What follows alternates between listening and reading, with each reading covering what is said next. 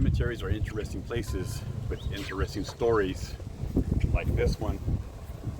But we'll get back to that one here in a minute. With all the peacefulness, art, and architecture of cemeteries, people still tend to focus on the things about them they can't see. All around you is the history, but what lies beneath?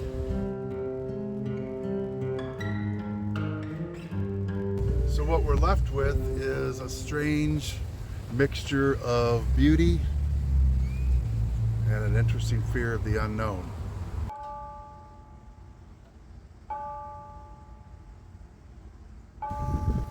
The Broadway Cemetery Complex in Galveston is a perfect example of this phenomenon. With all of its beauty and haunting folklore, it makes it the perfect catalyst for the ghost story and dark legends.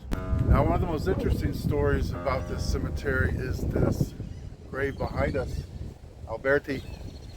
The woman, Elise, the wife, killed 4 of her children, poisoned them, and eventually herself.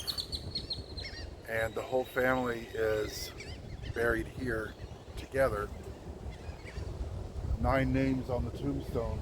As you can see, the children, 4 of them, died in 1894. Ella, Elise, Dora, and Willie. She poisoned them with a glass of wine. And the 2 on the left side, Louis Jr. and Caroline, were her other 2 children that died before that kind of sent her over the edge.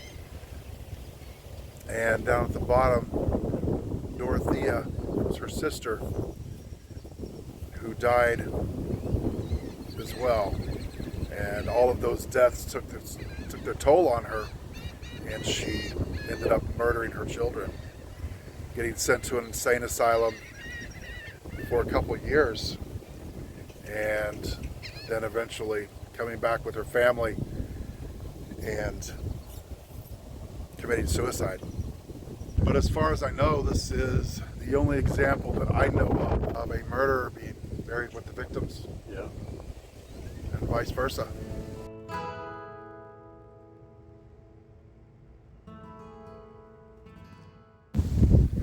So back in the early days of Galveston, they used to bury the dead in sand dunes.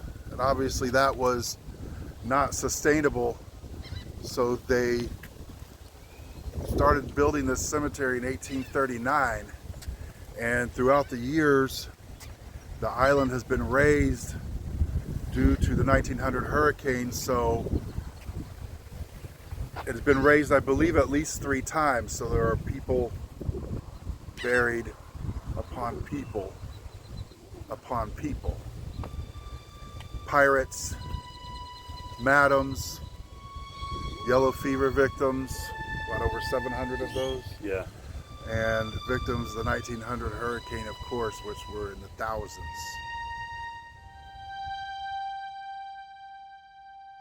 This is the grave of Narcissa Willis, who built Moody Mansion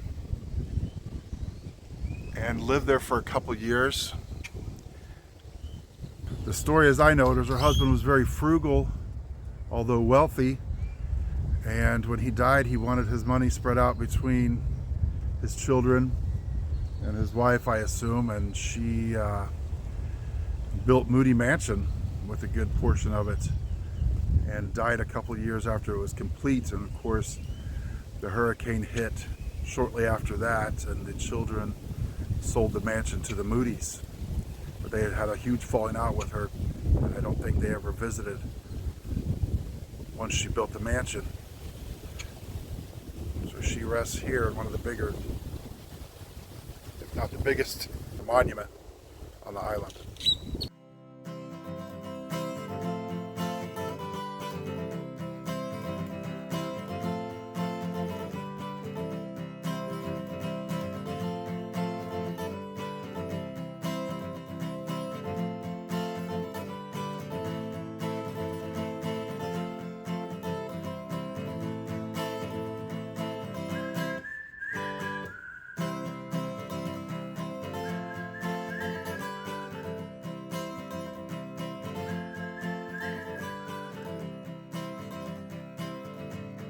And as always, if you like our content, Like and subscribe.